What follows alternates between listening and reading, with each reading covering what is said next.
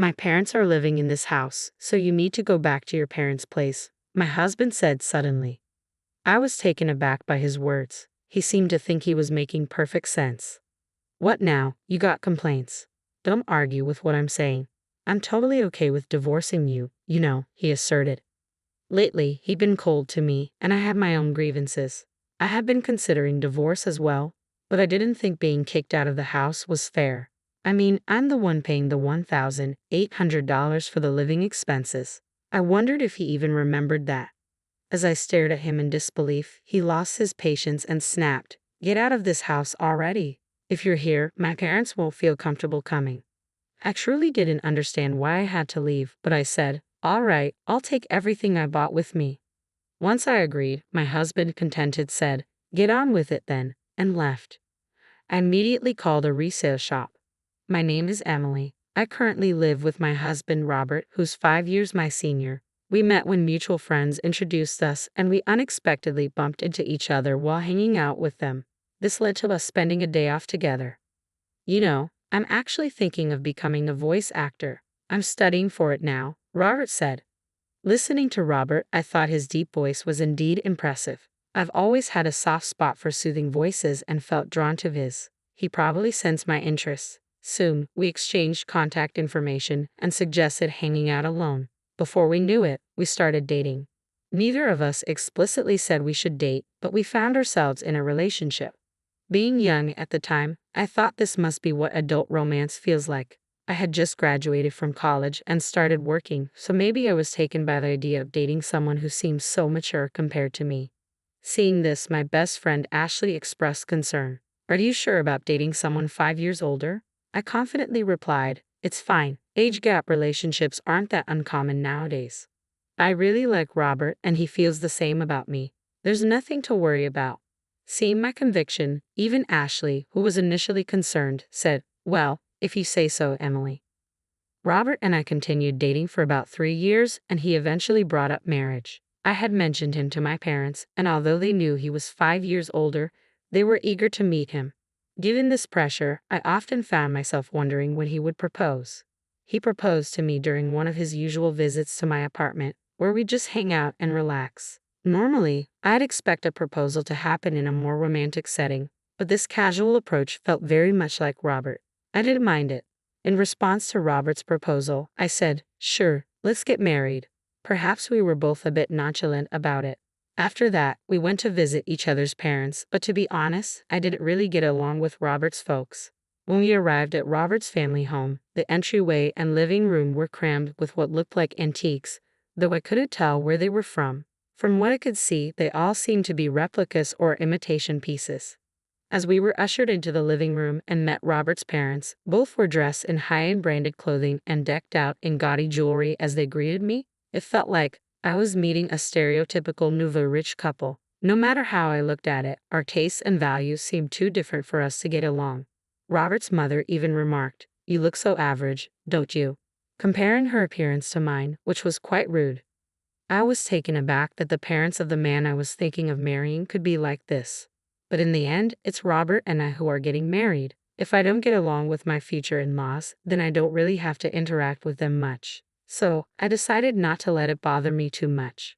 After Robert and I got married and moved into our condo to start our life together, Robert came to me looking a bit anxious.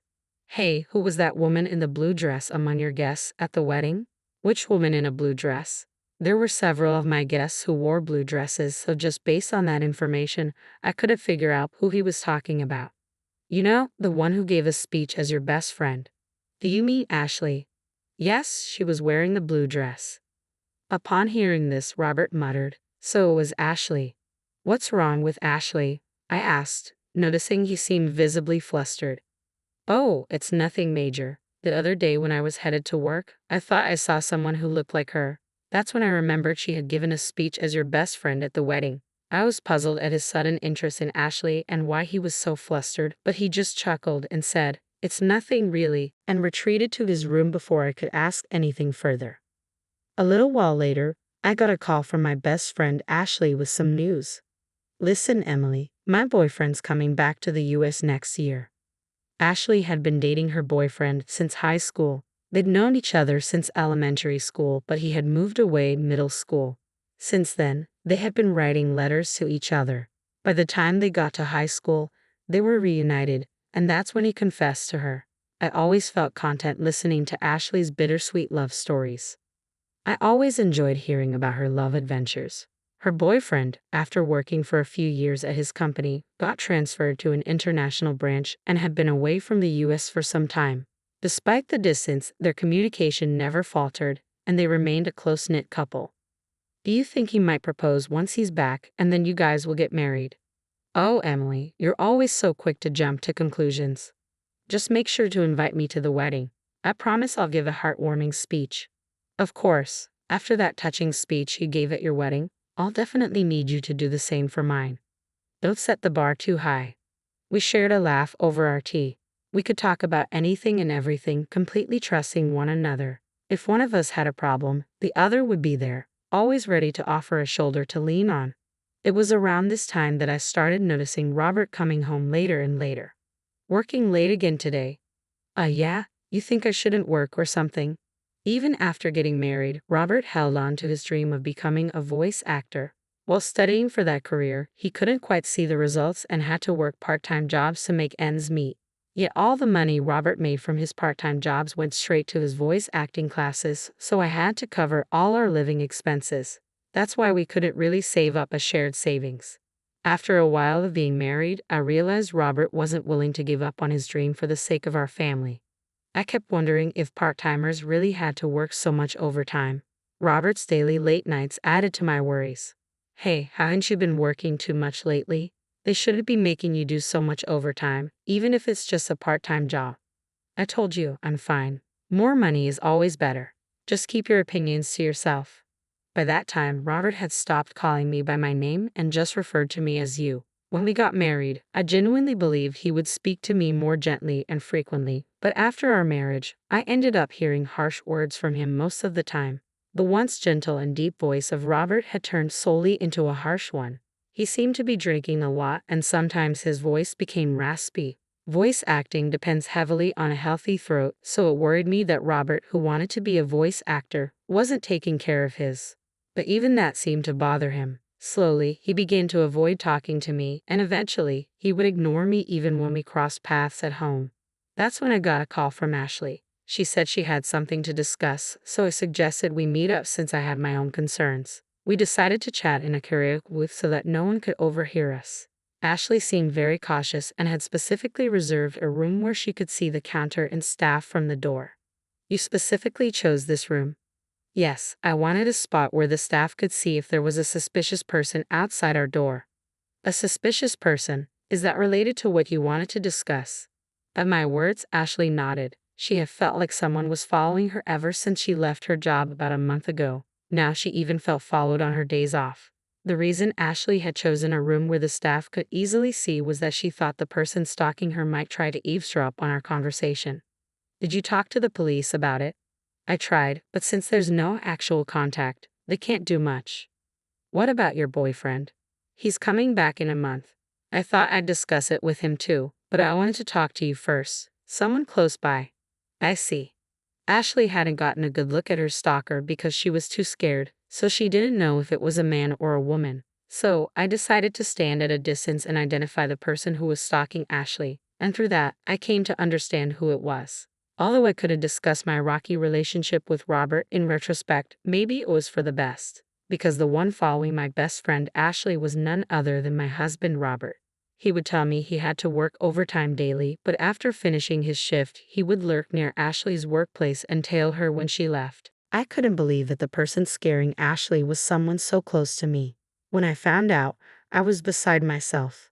The look on Robert's face when he was following Ashley was downright creepy. He had this sleazy, unsettling grin. I fell in love and married this man. The instant I saw his face, the love that had lasted for years went cold. I told Ashley the truth and advised her to move immediately. With the help of her coworkers, she managed to have someone drive her close to her new place from the underground company parking lot for a while. After Ashley and I took these measures, Robert became increasingly frustrated, and one day, that frustration exploded. My parents are going to live here, so you should go back to your parents' house, Robert declared suddenly. I was taken aback by his words, yet Robert seemed convinced he was making perfect sense. Got a problem with that, he continued. If you oppose what I'm saying, I'm fine with divorcing you. While I had many grievances with him and even thought that divorce might not be so bad, I did think he could just kick me out of our home. I'm the one paying $1,800 for our monthly expenses. I wonder if Robert even remembers that, I said skeptically. He lost his temper. Just get out already. My parents can't move in if you're still here. Why do I have to leave? I don't get it at all, I replied, but eventually said, fine, I'll take everything I bought with me. Seeing my agreement, Robert said, just hurry up, and walked away. I immediately contacted a local buyback service. The next day, they came to our apartment. At first, Robert smirked, thinking I was moving out. However, when he saw the workers assessing all the furniture and appliances, his eyes widened in shock. After they had finished evaluating everything except what was in Robert's room, a staff member handed me a quote saying, the total value is $22,000. I promptly signed, saying, all right, sell it all. Robert, coming back to his senses, grabbed my arm with concern. Why are you selling everything? My parents are going to live here. How can they with no furniture? I shook off his grip. What are you talking about? When we got married, you said you were broke because you were paying for your acting classes. You begged me to handle the rent, furniture, and living expenses. I never imagined you were that broke. I felt deceived. Remember the $1,800 monthly expenses I've been covering. From now on, you'll pay that. And with your parents moving in, I bet it'll be even more, I declared. Robert went pale, but he quickly tried to regain his composure. Thought you could talk about money and I'd cancel the divorce? Who do you think you are? I've already gotten close to a rich lady, he continued. And then I remembered Robert following Ashley recently. If what he considers close was his stalker behavior, then Robert seriously deluded. Ashley definitely comes from a wealthy family. Grandfather was a businessman, and now her father has taken over. Ashley truly is the perfect heiress, but she doesn't flaunt it. She spends just like me and our friends, and no one judges her based on her family's wealth. However, Robert seemed to have learned about my best friend Ashley's wealthy background and decided she'd be a better match. Could he possibly think that if two people are the same age, the wealthier one is better? That infuriates me, but Ashley would never marry Robert. Ashley's boyfriend, whom she's been dating since high school, is coming back to the States soon. They'll likely get married, she mentioned, feeling really creeped out because someone was stalking her every day. I remarked upon hearing he wasn't close with Ashley and that she found him creepy. Robert was floored. I always escorted Ashley home, he insisted. You're lucky you weren't reported to the cops, I shot back, but I didn't know about any boyfriend. He's been abroad. She chose me over some unknown guy. They've been pen pals since elementary school and apparently talk almost daily. And unlike you, who's only been working part-time jobs, her boyfriend is a successful man recognized even by her father. Robert looked utterly defeated as I spoke. When the buyback workers had taken all the furniture and appliances, he seemed to recover somewhat. If you are all I have, you'll support my dream of becoming a voice actor forever, right? He asked, striking a pose. I gave him a cold look and said, excuse me, I've already been to the divorce lawyer's office and started the process. Let's communicate through our attorneys from now on. Robert, perhaps thinking I still had feelings for him, clung to my waist. Don't say things like that. How have we been getting along all this time? Getting along? When? Ever since you found out my best friend Ashley is a wealthy heiress, you've been cold to me and started hanging around her. Right after I married you. I realized it was a mistake. Robert started crying like a child, even though he's 5 years older than me. Seeing him cry like that only made my already dwindling affection for him drop even further. At this point, I couldn't stand being in the same room with him. Just cut it out. Oh, by the way, I told your uncle who's letting us rent this apartment about our divorce. My uncle? You know he's strict, right? Well, I've been paying all the rent and living expenses until now, so when I told him you might not be able to afford it if I leave, he said he'd make you work for him. That means I won't be able to continue my voice acting studies. You hardly ever practice anyways. Maybe it's time to face reality. Anyway, if you come near Ashley again, I'll report you to the police immediately. Goodbye. I left the house, determined to never look back. I plan to return to my parents' house for now, but I'm thinking of moving closer to my job if I find a good place. As for Robert, it seems his uncle kept his word and made Robert work at his company. Soon after, Robert's parents, who had been planning to leech off their son after he married the wealthy heiress, also moved into the apartment. They too were taken to work at the uncle's company. Seems like the whole family had a habit of taking advantage of others. I'm just glad I was able to get away from such a toxic family. Age difference doesn't really matter, but I think I need to choose my next partner more carefully. On another note, after things with Robert settled, I received a wedding invitation from Ashley herself. She introduced me to her longtime boyfriend, and I truly wish them all the best. My first marriage didn't work out, but I hope Ashley's marriage will last for many years to come.